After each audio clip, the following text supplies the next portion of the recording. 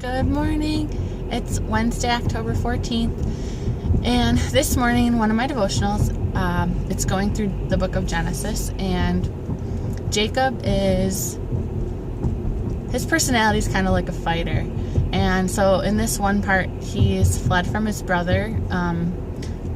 His brother's really angry with him because he stole his birthright and his blessing, which are the firstborn gets.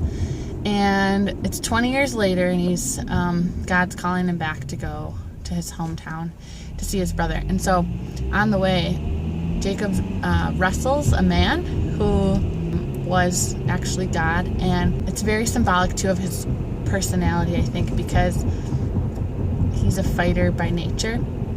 So God actually dislocates his hip, and he has to go face his brother limping, and really he has no way to defend himself.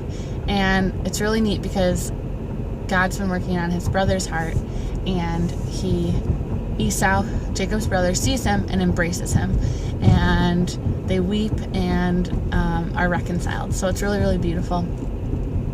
But I was just thinking this morning, and I was just praying to God, like, Lord, what am I wrestling you for? What am I wrestling about?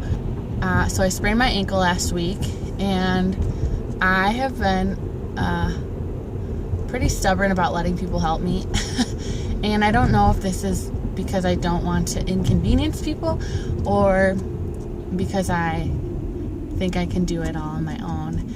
And so God's just really been revealing in the last week my tendency to do this. And it's just really interesting. And devotionals that I've been reading have just been talking about dependence on God, and part of that is depending on others. And we're really fragile as human. We can't do it on our own, and God never called us to do it on our own. He wants to do every moment with us. And this past week has been very humbling, but also very hopeful, because God's showing to me just the generosity of others, and